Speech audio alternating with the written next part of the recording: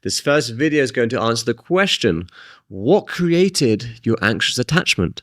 And more importantly, why you're still running patterns that were designed to keep you safe as a child, even though you're not a child anymore.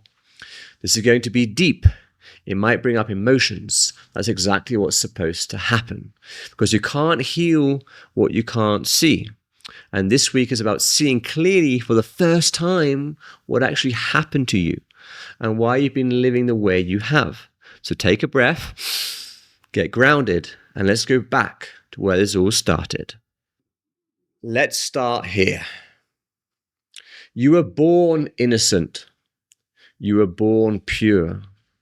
You were born whole. There was nothing wrong with you. You came into this world open, trusting, vulnerable, and completely dependent on your caregivers for everything, for food, for warmth, for safety, for love. And in those early years, your nervous system was learning one thing. Is the world safe?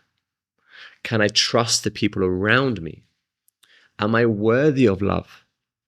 And the answers to those questions was determined by how your caregivers showed up for you.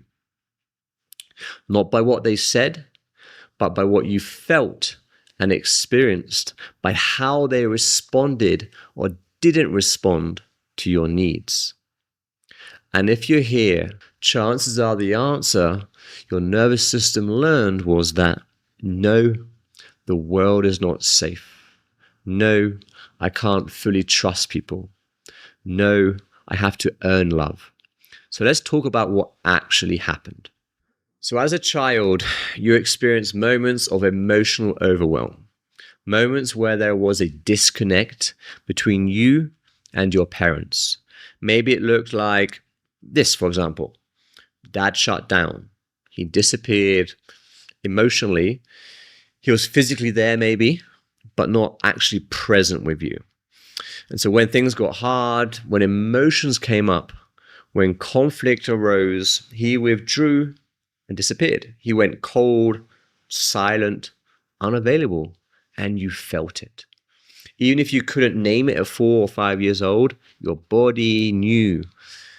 Dad's not here, he's gone, I'm alone. Or maybe it was this, mum got overwhelmed and overreacted. She was anxious, dysregulated, stressed. When you expressed needs, she couldn't handle it. She got big, loud, emotional, or maybe she collapsed, cried. Maybe you felt responsible for her feelings, right? And your nervous system learned, my emotions are too much. I have to manage her emotions to stay safe. Or maybe it was inconsistency. Sometimes they were there, loving, present, attuned, available. Other times they were distant, harsh, unavailable, okay? So you never really knew which version you were going to get. It was unpredictable. So your nervous system stayed on, always scanning, always preparing, always vigilant. Because if you could just read the room, right, maybe you could control the outcome. This is, again, your survival response, which we'll get to.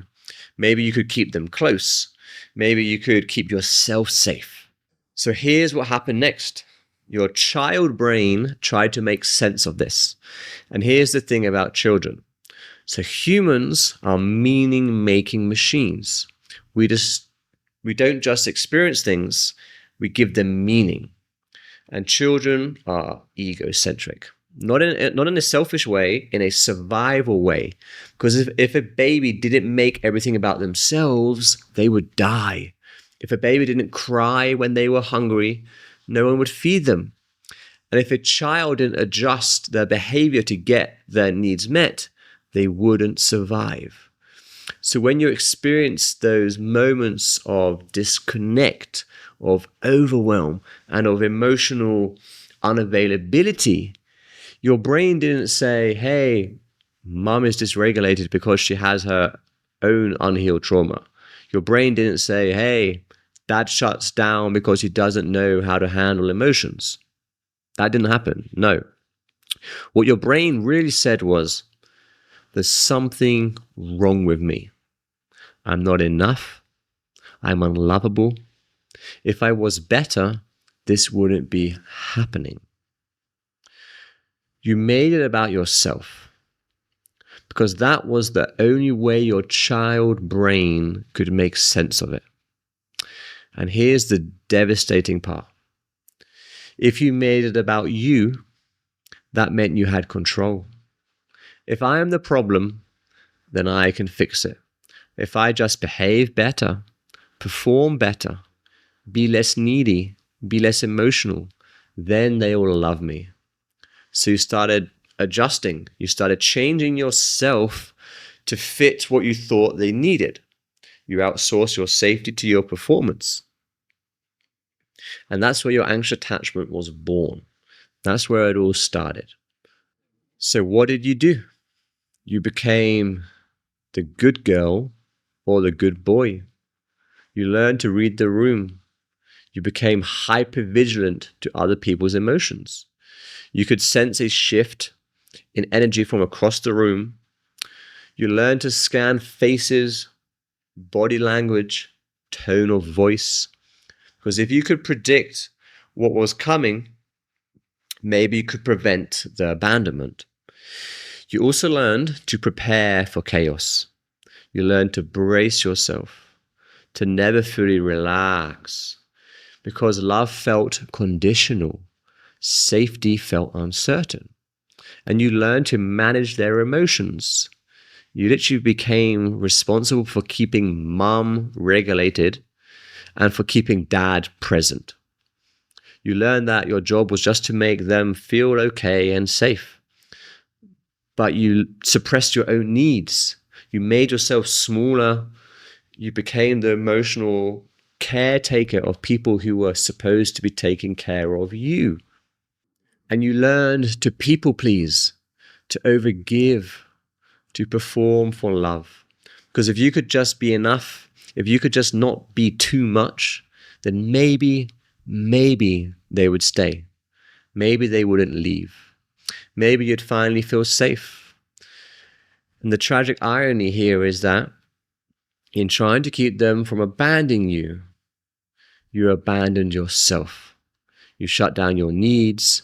You silenced your voice. You buried desires, your own desires. You rejected the parts of you that felt too much, because keeping them close felt more important than keeping you whole. So here's the question. Why are you still doing this? You're not 4 or 5 years old anymore. You're an adult. You know intellectually that you are lovable. You know you don't have to perform for love. So why does the pattern still run? Because your nervous system is still frozen at the age of the wound. When you get triggered, when someone pulls away, when they don't text back, when they seem distant, you're not responding at 35 years old, the adult version now. You're responding as a 4-year-old child who learned, when they leave, I'm not safe. Your nervous system doesn't know the difference between then and now. It just knows the feeling danger. And so your survival response kicks in. You text them 10 times, you people please, you abandon yourself to keep them close. Not because you're crazy or too much, but because your nervous system is trying to protect you from a threat it learned about decades ago. And here's the thing. Your nervous system will always choose a familiar hell over an unknown heaven, even if the familiar hell hurts. At least it's known. At least you know how to survive it. The unknown heaven, that's terrifying because you've never experienced it. You don't have a reference point for safe, consistent, unconditional love. So even when someone offers it to you, your nervous system says, nope, this doesn't feel right. This doesn't feel like love. Because love to your nervous system feels like effort, performance, anxiety, not ease, not safety, not rest. So you sabotage it. Or you choose people who are unavailable. Or you perform until you're exhausted. Because that's what felt familiar. Okay? So here's what I need you to hear. The abandonment that you're trying to prevent It already happened. You're not preventing abandonment. You're reliving it over and over and over. With every person who pulls away, with every relationship that feels uncertain, and with every moment you abandon yourself to keep them close. And here's the other truth. If someone abandons you now, as an adult, nothing catastrophic will actually happen. You won't die. You'll be sad, of course. You'll grieve. You'll feel the pain, but you'll survive. You can provide for yourself. You can walk away. You can choose differently next time.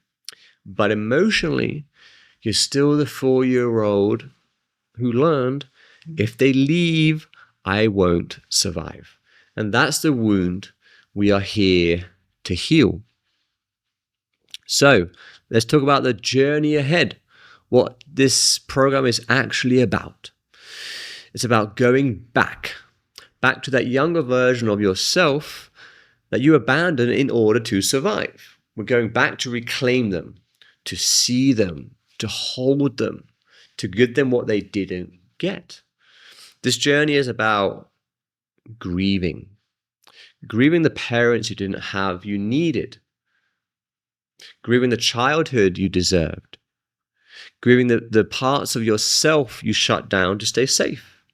This journey is about feeling the wound, not just thinking about it, not just understanding it, feeling it in your body, where it's been stored for decades. This journey is about reparenting, becoming the parent you needed but didn't have.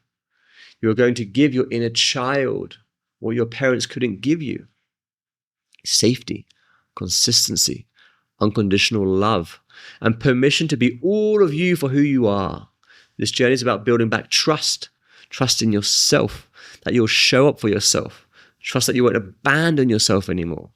This journey is about finding your voice and truth again, speaking what's real, setting boundaries, saying no, taking up space. And this journey is about living embodied from your playful essence, not just healing the wounded child, but reclaiming the joyful child, the one who knew how to play, to laugh, and to be free. You're going to give resolution to the parts of yourself that have been waiting for decades. And here's what that actually means. Your survival responses, the people-pleasing, the performing, and the anxiety.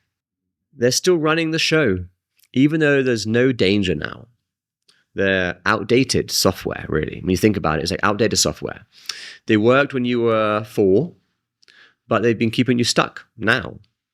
So we're going to teach your nervous system what safety actually feels like. We're going to create a new familiar. We're going to show your system what heaven actually is and can be. So it stops choosing the familiar hell. This is the work. It's not easy. It's not comfortable, but it's the only way through. You can't think your way out of this. You can't understand your way out of this. You have to feel your way through this. And I'm going to guide you every step of the way.